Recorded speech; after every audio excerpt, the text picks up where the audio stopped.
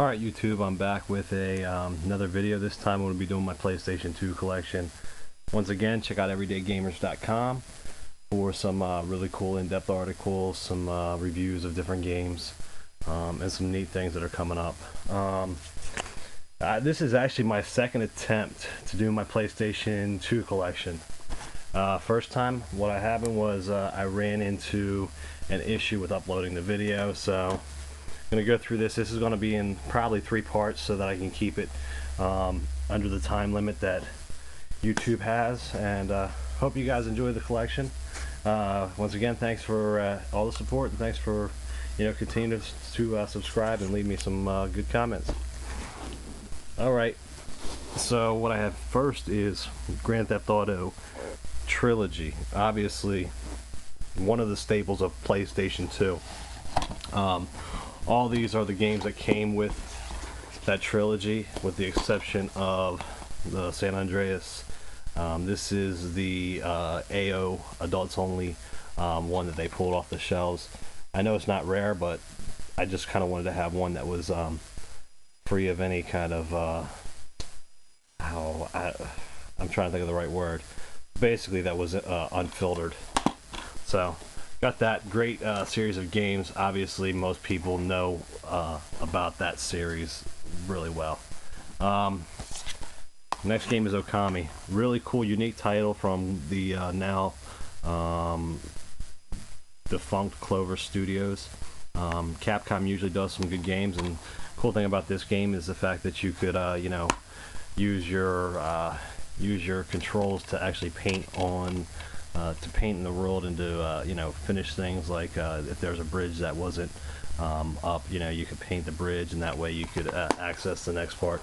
But really unique story, and kind of along the lines of like a Legend of Zelda type game. Next game is probably it's definitely my top 5 games of all time. Resident Evil 4. This here is the collector's edition that was exclusive to GameStop. It's all complete, comes with the Adawong laser cell.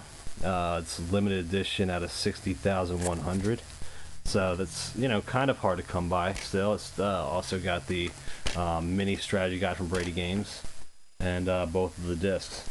But definitely an awesome game, and if you've never played it, check it out. It's it fixed some of the issues that were with some of the older Resident Evils, and some of the control schemes.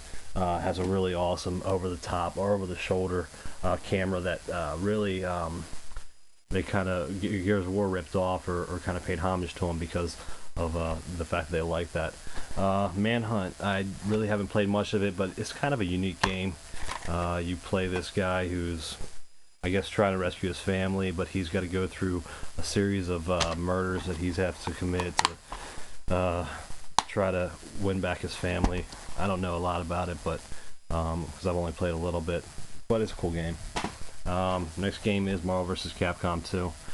One of the harder games to find for the PS2. Goes for around 80 bucks usually, but found this game, and really I didn't pay anything at all for it. I got my secrets, but the game's in perfect shape. I mean, there's not one scratch on the back of it. So cool fighting game, cool 2D fighting game, taking place in the Marvel and Capcom universe. Next one, Mega Man X Collection. A big fan of Mega Man. Definitely a challenging series.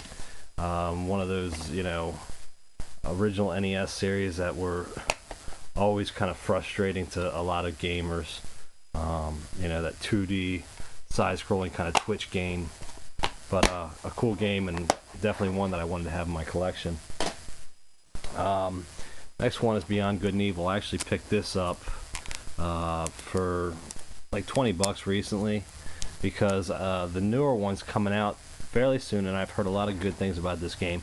Combat's kind of cool. It's sort of reminiscent of like not a hack and slash per se, but an action adventure game where it has just some easy to deal with controls, and obviously the visuals are going to be kind of dated, based on the fact that it's a couple years old now. But it's a good game. Definitely one I would recommend picking up. Next game is Awesome Game by Black Isle Studios, who was also the original creators of Fallout series. So that's kind of a a well-known name right now with Fallout 3 being out. But if you haven't played Dark Alliance 2 or even the original Dark Alliance, just a fun dungeon crawling game. A lot in common with like Diablo, but awesome game. One cool thing that I found out when I bought this one is for some reason it has this game guide, and I've never seen this on another copy, and I don't know if that was something that was sold as an exclusive with this particular copy. I don't know. I have no idea, but if anybody knows anything about that, if they've seen that before, let me know. But yeah, cool game, and it's actually harder to find, definitely harder than finding the original Baldur's Gate game. And we've got the Devil May Cry 5th Anniversary Collection. It's still in the shrink wrap. You know, I gotta be honest, I haven't played much of the whole Devil May Cry series. I have all 4 games, you know, including the 4th one that came out on the PlayStation 3. But from what I've heard, you know, avoid Devil May Cry 2. Devil May Cry 1 and 3 are the best in the series, and even the newest one, I wasn't as big a fan of it as I guess a lot of people were. But a cool game, and definitely one that I wanted to have in my collection. Next game is Odin Sphere. This game is really cool. I gotta see, because I do have 2 cases for this game. Some reason I ended up with 2 cases.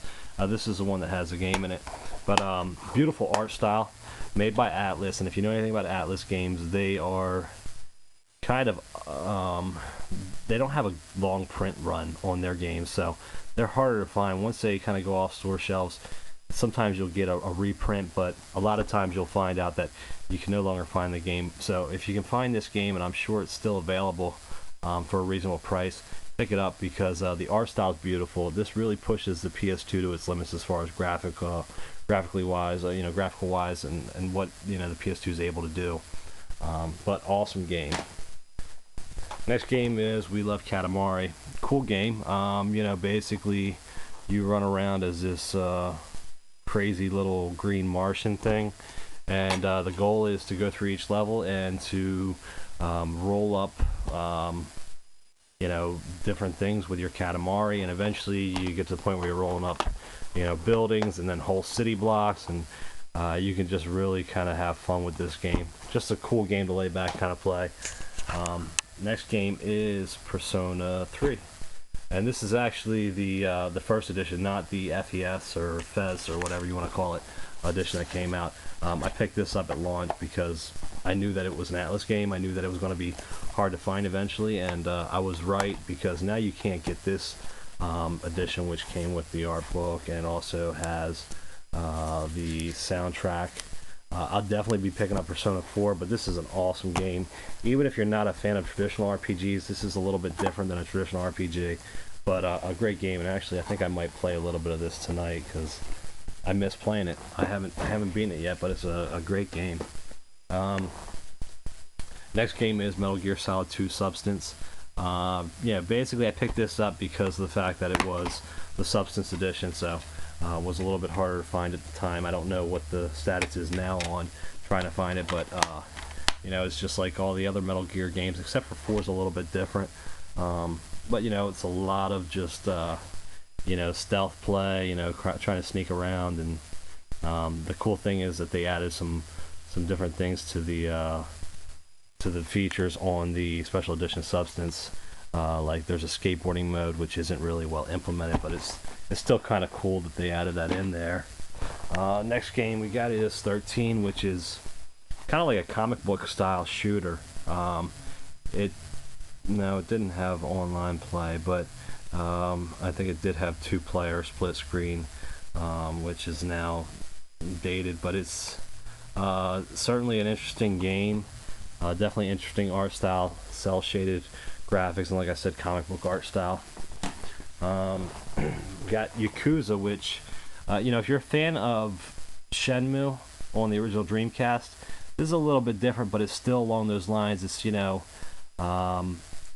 sort of an RPG, sort of an action adventure, but you know, basically the RPG elements are where you can actually go through and level up your character, but it's a lot of combat, and just a really cool story, really unique game.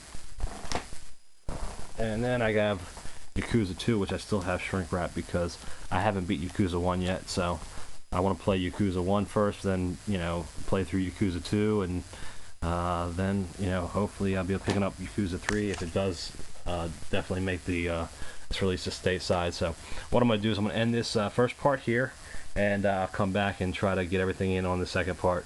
Thanks for watching, and check out, you know, part 2.